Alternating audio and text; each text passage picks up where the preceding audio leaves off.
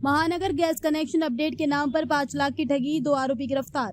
मुंबई के दहीसर पूर्व इलाके में महानगर गैस कंपनी के नाम पर गैस बिल अपडेट करने का झांसा देकर लाखों रुपए की ठगी करने वाले साइबर ठगों के खिलाफ दहीसर पुलिस ने बड़ी कार्रवाई करते हुए 2 आरोपियों को गिरफ्तार किया है। आरोपियों ने पीड़ित से मोबाइल पर संपर्क कर खुद को महानगर गैस लिमिटेड का कर्मचारी बताया और बिल अपडेट करने के बहाने एक एपी की फाइल मोबाइल में डाउनलोड करवाई। फाइल डाउनलोड होने के बाद आरोपियों ने पीड़ित के बैंक खाते से करीब 4,98,000 रुपए निकाल लिए। जांच के दौरान पुलिस को पता चला कि ठगी का रकम अलग अलग बैंक खातों में ट्रांसफर की गई थी। पुलिस ने तकनीकी जांच और बैंक खातों की जानकारी के आधार पर 2 आरोपियों को मुंबई से गिरफ्तार किया।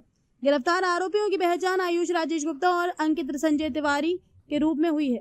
पुलिस के अनुसार आरोपियों ने फर्जी बैंक खातों और डिजिटल माध्यमों का इस्तेमाल कर ठगी की रकम हासिल की थी। दहीसर पुलिस ने नागरिकों से अपील की है कि गैस बिल अपडेट या केवाईसी के नाम पर भेजी गई किसी भी एपी के फाइल को डाउनलोड ना करें और अनजान लिंक पर क्लिक करने से बचें। महानगर गैस कनेक्शन अपडेट के नाम पर 5 लाख की ठगी, 2 आरोपी गिरफ्तार। मध्ये एक एपीके फाईलच्या फ्रॉडचा केस दाखल करण्यात आला आहे। काय प्रकार आहे? दहीसर पोलीस स्टेशनमध्ये एक एपीके फाईल की जी फाईल व्हॉट्सअपद्वारे एका सेवानिवृत्त फिर्यादीला पाठवलेली होती, ज्यांचं नाव सुरेंद्र होलकर आहे, वय वर्ष त्यांचं 68 आहे। त्या फाईलद्वारे मोबाईलवरून पूर्ण डेटा बँकचा पूर्ण डिटेल्स आहे त्या आरोपीकडे गेलेलं होतं आणि त्या आरोपीकडे आलेल्या सगळ्या डेटावरून त्याने बँकमधून 9,98,000 स्वतःच्या अकाउंटवरून पुढे इतर आरोपींच्या अकाउंटमध्ये टाकलेलं होतं। असा हा प्रकारचा गुन्हा रजिस्टर केलेला होता। जे आयओ आहेत पोलीस इन्स्पेक्टर राजेंद्र दहीपळे यांनी यामध्ये वर्कआउट केलं, चांगलं डिटेक्शन केलं आणि त्या डिटेक्शन थ्रू 2 आरोपी आता अरेस्ट झालेले आहेत। यामध्ये अजूनही आम्हाला काही लिंक मिळालेले आहेत। सेम आरोपींना अजून इतरांना पण अशा एपीके फाईल पाठवून त्यांच्याद्वारे अशी रक्कम आहे ती अवैध बेकायदेशीररित्या मिळवलेली आहे अशीही माहिती आहे। यामध्ये पुढच्या लिंकमध्ये अजूनही काही आरोपी अटक होण्याची शक्यता आहे। आरोपीचे बॅकग्राऊंड काय आतापर्यंत किती केले? आरोपी हे आहेत सेम व्हॉट्सअपद्वारे कॉल करतात। जनरली सेवानिवृत्त जे लोक आहेत, सिनियर सिटीजन आहेत, त्यांना कॉल करतात। त्यांच्याकरवी एपीके फाईल जी आहे ती फाईल पाठवून पूर्ण डेटा मोबाईलमधला घेतात आणि त्यांना आवश्यक आहे बँकची डिटेल आहे त्याद्वारे त्यांचं अकाउंट पूर्ण नील करतात। त्यातली जेवढी पण रक्कम आहे ते स्वतःच्या आणि इतर मूल अकाउंटवर टाकत असतात। मी आपल्या माध्यमातून सगळ्यांना विनंती करतो, याद्वारे आव्हान करतो की अशा प्रकारचे कोणतेही व्हॉट्सअपद्वारे कोणतीही लिंक आली किंवा SMS द्वारे कोणतीही लिंक आली तर कोणत्याही प्रकारच्या लोभात न पडता आपण ती लिंक ओपन करू नये। आपला पूर्ण डेटा आहे, मोबाईलचा जो डेटा आहे तो आरोपीकडे जाण्याची शक्यता असते। मी या आपल्या माध्यमातून सांगतो, अशा कुठल्याही प्रकारचं इझी पैसे किंवा अशा कुठल्याही प्रकारचं सरकार फोनवरून गव्हर्नमेंट फोनवरून अशा प्रकारची माहिती कोणालाही करायला सांगत नाही। तर आपण या गोष्टीकडे लक्ष देऊन अशा काही फाईल जर आपल्याकडे येत असतील तर त्या ओपन करू नयेत, त्या डिलीट कराव्या किंवा पोलिसांशी संपर्क साधावा। जय हिंद।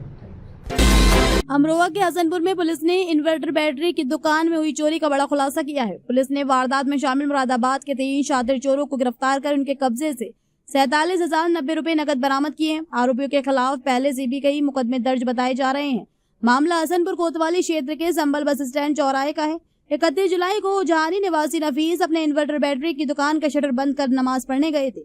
इसी दौरान 4 शटर उठाकर दुकान के गले में रखे 97,000 रुपए चोरी कर फरार हो गए थे। पीड़ित की तहरीर पर पुलिस ने मुकदमा दर्ज कर जांच शुरू की। मुखबिर की सूचना पर पुलिस ने चेकिंग के दौरान 3 संदिग्धों को गिरफ्तार कर लिया। पकड़े गए आरोपियों की पहचान मुरादाबाद के पाकबड़ा थाना क्षेत्र के नई बस्ती निवासी कासिम, अमन और अयान के रूप में हुई है। पूछताछ में आरोपी ने चोरी की वारदात कबूल की। पुलिस के मुताबिक चोरी की आधी रकम आरोपी खर्च कर चुके थे, जबकि बाकी रुपए कब्रिस्तान में छिपा कर रखे थे।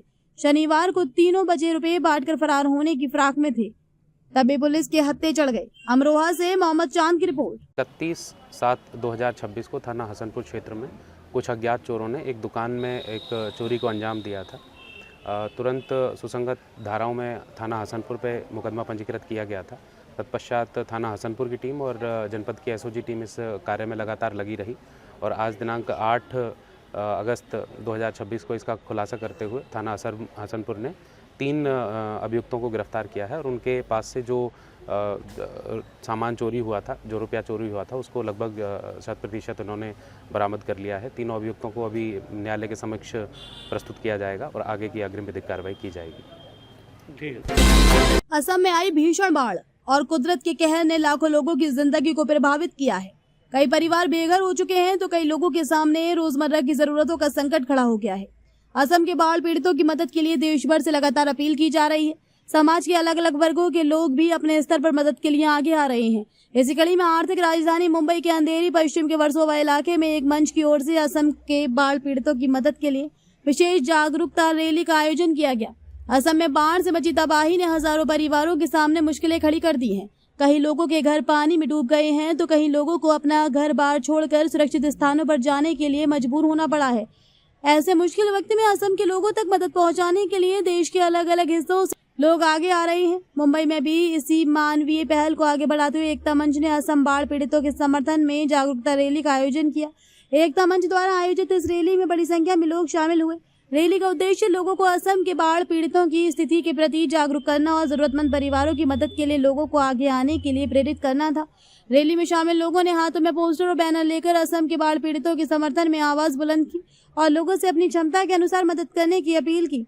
इस रैली का नेतृत्व एकता मंच के अध्यक्ष अजय कौल ने किया। अजय कौल ने लोगों से अपील की कि वे अपनी सामर्थ्य और इच्छा के अनुसार असम के बाढ़ पीड़ितों की मदद के लिए आगे आए। उन्होंने कहा कि मदद सिर्फ पैसों से ही नहीं होती। अगर कोई आर्थिक मदद करने में सक्षम नहीं है तो वह कम से कम असम के लोगों के लिए प्रार्थना करे ताकि वहां हालात जल्द से जल्द सामान्य हो सके। असम के बाढ़ पीड़ितों की मदद को लेकर एकता मंच के अध्यक्ष अजय कौल ने लोगों से क्या अपील की। रैली में अभिनेत्री अदिति पोहनकर भी शामिल हुई। उन्होंने भी लोगों से असम के बाढ़ पीड़ितों की मदद के लिए आगे आने की अपील की। अभिनेत्री ने कहा कि इस मुश्किल घड़ी में असम के लोगों को हमारी संवेदनशीलता और सहयोग की जरूरत है और हर व्यक्ति को अपनी क्षमता के अनुसार मदद के लिए आगे आना चाहिए। अदिति पोहनकर असम के बाढ़ पीड़ितों की मदद को लेकर अभिनेत्री अदिति पोहनकर ने भी लोगों से अपील की। रैली में शामिल लोगों ने भी असम के बाढ़ पीड़ितों के साथ एकजुटता दिखाई। लोगों ने कहा कि आपदा की इस घड़ी में जाति, धर्म और क्षेत्र से ऊपर उठकर इंसानियत के लिए खड़ा होना जरूरी है। रैली के जरिए संदेश साफ था, असम मुश्किल में है तो मदद के लिए हम सबको आगे आना होगा। रहा है क्योंकि आप देखते हैं जब जब एकता मंच ने ये प्रयत्न किया है कि पूरे इंडिया में आपने देखा होगा जब जब कोई नेचुरल कैलेमिटी आई है इस एकता मंच ने बढ़ चढ़कर उसमें हिस्सा लिया है और लोगों का प्रतिसाद हमें हमेशा मिला। जिस तरह से अदिति पोहनकर ने सपोर्ट किया है, लगातार लोगों का सपोर्ट मिल रहा है आपको, और ये कितने लोगों तक अब तक ये रिलीफ पहुंचेगी, कितने लोगों का टारगेट है पहुंचाने? देखिए, सबसे पहले तो हम धन्यवाद कहना चाहेंगे सभी सेलिब्रिटीज का जिन्होंने अपने अपने तरीके से अपील की है लोगों को, और आप देख रहे हैं कि प्रतिसाद भी काफ़ी मिल रहा है। और 15 अगस्त तक हम लोग ये गुड्स जो है वो जमा करेंगे और 18 तारीख को हम लोग डिस्पैच करेंगे। लगभग हम लोग 1500 लोगों तक ये किट पहुंचाने की कोशिश कर रहे हैं। मीडिया के माध्यम से जो लोग अब तक इस ड्राइव में नहीं जुड़े उनसे क्या अपील करेंगे? लोगों से यही अपील करेंगे कि अपने अपने तरीके से लोगों की सहायता करें और जो नहीं कर सकते हैं तो प्रार्थना करें कि बहुत ही जल्द आसाम की स्थिति जल्दी ठीक हो जाए और लोग अपने अपने घरों में फिर से एक बार बच जाएं। Thank you sir. काय सांगाल, असमचे जे पूरग्रस्त लोक आहेत, आपण इथे त्यांना मदत गोळा करत आहोत, कितपत लोकांचा प्रतिसाद आपल्याला मिळाला आहे, कसं वाटतं? मला असं वाटतं लोकांचा प्रतिसाद आपल्याला जो मिळाला आहे तो नक्कीच आहे, पण अजून लोकांनी याच्यात भाग घ्यावा, अजून लोकांनी यावं पुढे आणि आपल्याला म्हणजे आपण आज एक बनून आसामला या दुर्घटना झाली आहे त्याच्यातून बाहेर काढावं, कारण की आपल्याला नाही माहिती खरंच